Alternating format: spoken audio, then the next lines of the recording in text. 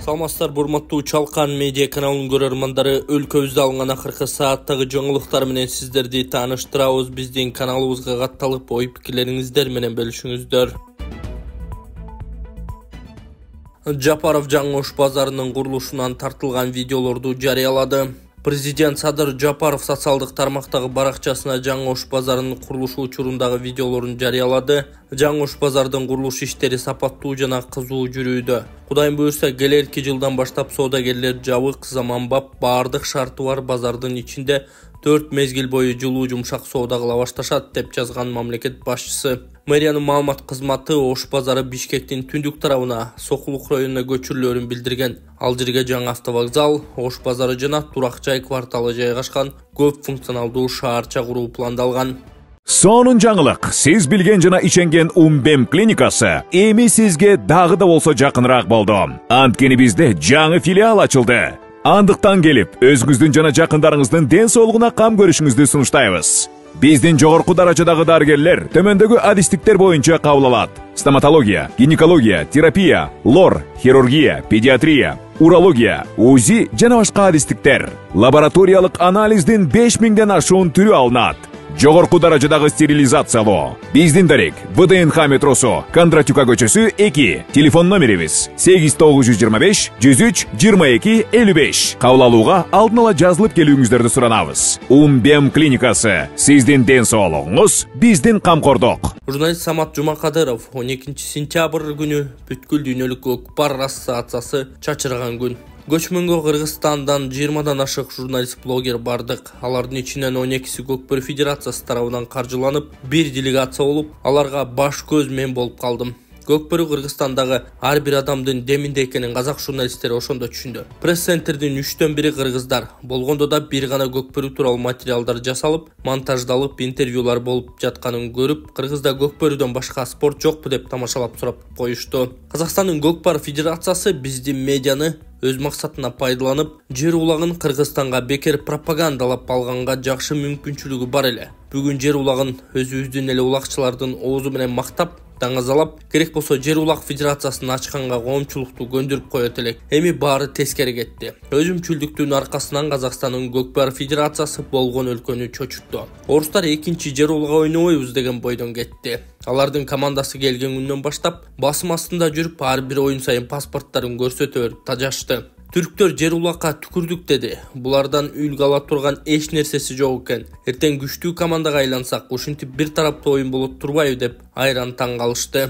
Акшылыктар мындан ары кыргыздар менен гана кызматташабыз деп кетти. Биздин Калыс Нургазы Борбиевди казак оюнчулары сабап койгонун көрүп калып, америкалыктар кайтарып жүрүшүптүр. Айтор ковбойлор башын чайкаган бойдон кетишти. Венгриянын Көкпар Федерациясы ичара саясаттын айынан 2ге бөлүнүп атып, көчмөнгө эзели улак тартып көрбөгөн циркачтар келишти. Ал эми улакчылар азыр Кыргызстанга активдүү байланышка чыгып, эл аралык Көкпөрү ассоциациясына кошулууга ниеттерин билдирип жатышат. Өзбектин федерациясы кимдер менен кызматташып жүргөнүн даана көрүштү. Эки оюндун финалын 12 сентябрда өзбек оюнчулары кылдаттык менен карап байкап отурушту. Жыйынтыктап айтканда, эл аралык аренада Казакстанды колдой турган Монголия эле калыптыр. Калган өлкөлөр 12 сентябрдан кийин Көкпар ассоциациясына түңүлгөн бойдон кетишти.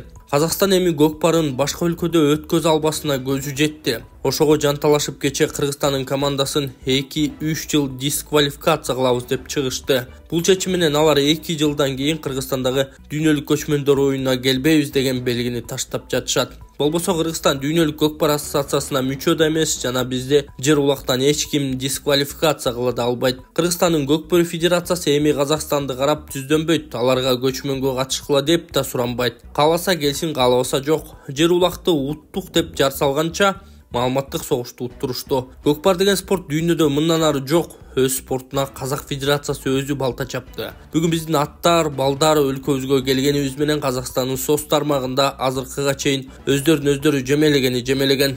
Көкпөр бул ар бир кыргыздын сезиминде, ал эми сезимдер менен ойнобош керек эле деп жазган журналист Самат Жумакадыров өзүнүн Facebook баракчасына.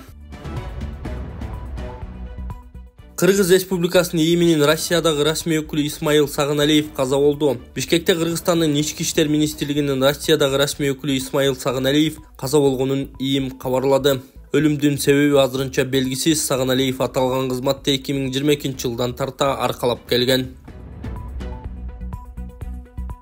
Бастырма 4 контейнер автоунаа күйүп кетти. Ак өргөдө чыккан өрт өчүрүлдү. Түшченде Бишкектин Ак Өргө конушунда турак үйдөн чыккан өрт саат 18:03 толугу менен өчүрүлгөнүн өзгөчө кырдаалдар министрлиги кабарлады. Кырсыктын кесепетинен үйдүн 150 чарчы метрлик чатыры, бастырма 4 контейнер, бир автоунаа толугу менен күйүп кеткен. Өрт өчүрүүчүлөрдүн аракети менен бир контейнер жана бир машина сакталып калды деп айтылат маалыматта. Окуя болгон жерге 4 күчүрмөн эсеп жана штаб тартылган. Сакыев департаменттин табигый кырсык боюнча берген божомолунун 80% туура чыгат. Өзгөчө кырдаалдар министрлигинин өзгөчө кырдаалдарга мониторинг жүргүзүү жана божомолдоо департаментинин директору Даурбек Сакыев божомолдордун канчалык туура чыгып жатканы боюнча атайын анализдер жүргүзүлүп турарын айтты. Өзгөчө кырдаалдарга мониторинг жүргүзүү жана божомолдоо департаментинин алдын ала берген маалыматтары көпчүлүк учурда туура чыгат. Бул тууралуу Даурбек Сакыев Спутник Кыргызстан радиосуна маек куруп жатып билдирген. Анын айтымында божомолду түзүүдө заманбап талабына ылайык жаңы техникалар колдонулат. Бир нече ыкма менен анализдер жүргүзүлүп, анан божомол берилет. Атайын заман талабына ылайык техникалар да колдонулат. Биздин божомолдорубуздун канчалык деңгээлде туура чыгып жатканы тууралуу статистикалык маалыматтар бар. Албетте божомолдор 100% дал келип жатат дей албайбыз. Атайын жүргүзүлгөн анализдерге ылайык биздин божомолдорубуздун 80% туура чыгууда. Мындан дагы так болуусу үчүн ыкмаларды, техникалык мүмкүнчүлүктү өркүндөтүү керек. Учурда бул багытта жумуштар жүргүзүлүүдө, деди Сакыев. Ошондой эле ал кооптуу аймактарга жаңы атайын байкоочу аппараттарды орнотуу аракети көрүлүп жатканын, алар алдын алуу иштеринин илгерилешине шарт түзөрүн кошумчалады. Шакеев Кытай инвесторларын кызматташууга чакырды. 15 сентябрда Жогорку Кеңештин төрагасы Нурланбек Шакеев Кытайдагы расмий сапарынын алкагында Циндао шаардык эл аралык өкүлдөр жыйынынын туруктуу комитеттин партиялык тобунун катчысы Ван Люмин менен жолугушту. Шакеев коңшу Кытай мамлекети Кыргызстандын негизги стратегиялык өнөктөштөрүнүн бири экенин белгилеп, акыркы жылдары эки өлкөнүн саясий, экономикалык, маданий, гуманитардык байланышы жигердүү өнүгүп, эки тараптуу алакаларда жана эл аралык аянтчаларда бири-бирибизди колдоп келебиз. Андыктан калыптанган мамилелерди аймактар аралык байланыштар менен улантып, анын ичинен Кыргызстандын ири шаарлары менен Кытайдын Циндао калаасынын кызматташтыгын арттырышыбыз зарыл. Кезинде улуу ойчул философ Конфуций чыккан. Эки жолу Шанхай кызматташтык уюмуна кирген өлкөлөрдүн маданий борбору катары таанылган Циндао шаарынын жетишкендиктеринен үлгү алуу биз үчүн өтө маанилүү деген ал. Муну менен катар Кыргызстандагы жүргүзүлүп жаткан реформаларга токтолгон төрага. Азыркы учурда саясий туруктуулук орноп, салык саясаты жөнгө салынып, мыйзамсыздыкка жана коррупцияга каршы күрөш күчөтүлүп, чет өлкөлүк ишкерлер менен инвесторлорго толук шарт түзүлүүдө. Андыктан кытайлык инвесторлорду, анын ичинен Циндао шаарынын ишкерлерин кыргызстандыктар менен кызматташып, экономикалык багыттагы долбоорлорду ишке ашырууга чакырабыз деген төрага. Өз кезегинде Ван Люмин Кытайдын тарыхый калаасында Кыргыз парламентинин төрагасы баштаган делегация менен жолугушуп жатканына кубанычта экенин айтып, бүгүнкү баарлашуу калыптанган кызматташтыкты жаңы деңгээлге көтөрүүнө ишенерин билдирди. Ошондой эле айтылган ар бир сөз маанилүү экенин белгилеген Ван Люмин жылдан жылга Кыргызстан менен Циндао шаарынын соода байланышы жогорулап келет. Ортодогу мүмкүнчүлүктөрүбүздү толук пайдаланып, экономикалык кызматташтыкты өнүктүрө турган болсок, көп ийгиликтерге жете алабыз деген ал. Андан тышкары Бишкек менен Циндао шаарлары боордош калаа макамында тыгыз кызматташып келе жатканын эске алган Ван Люмин Кыргызстандын башка шаарлары менен да кызматташууга кызыктар экендиктерин кошумчалады. Жолугушууда Кытай, Кыргызстан, Өзбекстан темир жолунун курулушу өлкөлөр ортосунда гана эмес, аймактар аралык байланышты чыңдоого көмөкчү болоору белгиленди. Миңжашар Мурзаев «Ну-ка все вместе» шоу берүүсүндө жарым финалга чыкты. Кыргызстандык Миңжашар Мурзаев орусиялык «Ну-ка все вместе» музыкалык шоу берүүсүндө жарым финалга чыкты. Ал Кис чыгармасын ырдады. Жогорку баскычка чыгаарына болгону 2 добуш жетпей калды. Анткени менен азыркы жыйынтыгы Мурзаевке кийинки турга катышууга мүмкүнчүлүк алып берди. «Ну-ка все вместе» народный кастинг берүүсүнүн экинчи чыгарылышы Екатеринбург шаарында тартылып, дал ошол шаарда вокалисттер тандалган. Кытай элдик ыкмасы менен гайморит, грыжа, артрит, остеохондроз, куяң, тиземун, простатит ооруларын дарылоо жана кан айлануу системасын жакшыртуу. Гайморитти дарылоо ыкмасы мурун көңдөйүндөгү ириңдерди жибитүү үчүн от жагуу, Андан соң табигый таза чөптөн жасалган порошок менен ириңди сыртка алып чыгаруу. Грыжа, остеохондроз, тизе муун жана суук тийген ооруларды дарылоо ыкмасы. Ооруган жерге гандин же жөнөкөй тил менен айтканда дары чөптөргө сугарылган таякчалар менен массаж жасоо. Андан кийин от жагуу. От жаккан соң атайын табигый чөптөрдөн жасалган дары майларын шылап, денедеги токсин, туз жана вирустарды чыгаруу. Келип 100% кепилдик менен ден соолугуңузду чыңап кетиңиздер. Кененирээк маалымат алуу үчүн экраныңыздардагы номерге кайрылыңыздар.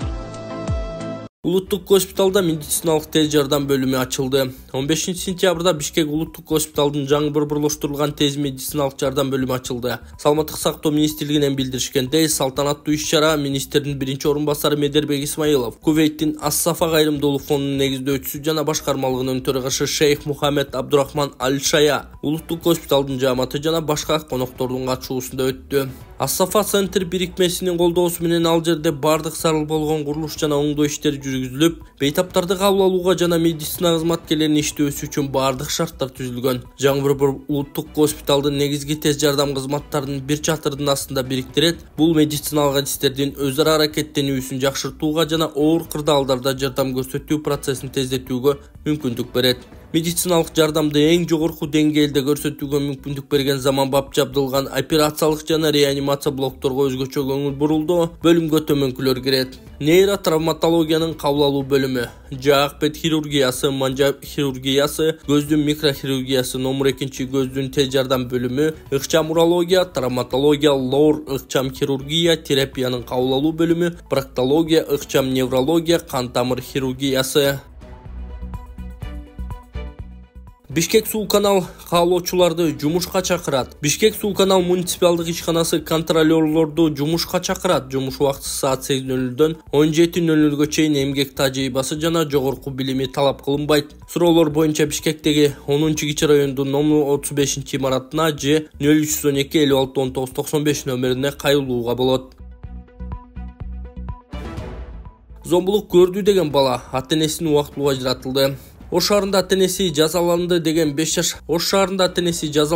5 жашар бала үй бүлө жана балдарды реабилитациялоо борборуна убактылуу жайгаштырылды. Бул тууралуу Эмгек социалдык камсыздоо жана миграция министрлиги кабарлады. Мекеменин билдиришинче, баланын апасы уулу жолдогу машинелерге кошуналардын терезесине таш ыргытканы үчүн урушканын айткан. Бирок такай сабап кол көтөргөнү, зомбулук көрсөткөнү тууралуу сөздөрдү жокко чыгарган. Ал учурда экинчи күйөөсү менен жашаары 7 айлык кош бойлуу экени белгилүү болгон. Ош шаардык милициясы бул окуя тештирилип жатканын, үй бүлөнүн тек жайы аныкталганын билдирген. Анын алдында социалдык тармактарда денесинин айрым жерлери көгөргөн, жара болгон, аны атасы менен апасы урганын айткан жашы жетелек баланын видеосу жарыяланган.